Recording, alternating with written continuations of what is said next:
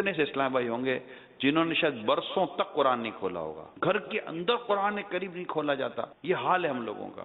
قرآن پڑھنے کے لیے، قرآن سمجھنے کے لیے، قرآن عمل کرنے کے لیے، قرآن کی اپنی برکت ہے. دکان پہ رکھو بھی برکت ہے، گھر میں رکھو تو بھی برکت ہے، چومو تو بھی برکت ہے، سینے سے لگاؤ تو برکت ہے، آنکھوں سے لگاؤ تو برکت ہے، سر پر رکھو تو برکت ہے. چھوئے گا تب جب اس کا وضو ہوگا. بے وضو قرآن کو چھونا جائز نہیں ہے. مگر قرآن کریم کی جو بنیادی بات ہے وہ یہ ہے کہ اس کو درست پڑھا جائے اور اس کو سمجھا جائے اور اس پر عمل کیا جائے. حضرت ابو ہریرہ رضی اللہ تعالیٰ عنہ فرماتے ہیں جس گھر میں قرآن پڑھا جاتا ہے وہ اپنے رہنے والوں پر کشادہ ہوتا ہے، اس کی بھلائی کثیر ہوتی ہے، اس کے فرشتے حاضر ہوتے ہیں اور شیاطین اس سے نکل جاتے ہیں. اور جس گھر میں قرآن نہیں پڑھا جاتا وہ اپنے رہنے والوں پر تنگ ہو جاتا ہے، اس کی بھلائی کم ہو جاتی ہے، اس سے فرشتے نکل جاتے ہیں اور شیاطین آ جاتے ہیں. ایسے کئی گھر آپ کو ملیں گے کہ جس میں ایک عرصے تو قرآن کوئی کھلتا ہی نہیں ہے. کھلتا ٹی وی ہے جس پہ گانے باجے، فلمیں، ڈرامے اور یہ جو کچھ میوزک وغیرہ ہوتا ہے یہ ہوتا ہے. موبائل جب بھی لیتے ہیں موبائل کو اس کے فنکشن کو سمجھنے سیکھنے کے لیے سارا وقت دیں گے،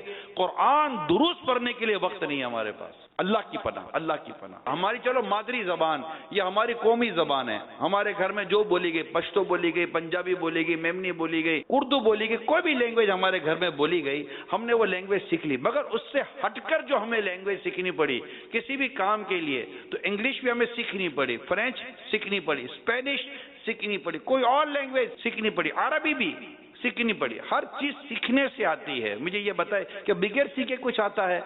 ہم میں سے کتنے ایسے اسلامی بھائی ہیں جنہوں نے قرآن سیکھا نہیں کہ کیسے پڑھنا ہے درست. بڑی بڑی ڈگریاں لیتے ہیں، بڑے بڑے پروفیشنلز ہیں. میں نے باقاعدہ یونیورسٹیز کے اندر مختلف جگہوں پر جا کر بھی میں نے بیان کیا. میں نے کہا 25 سال 30 سال آپ نے پڑھائی کی.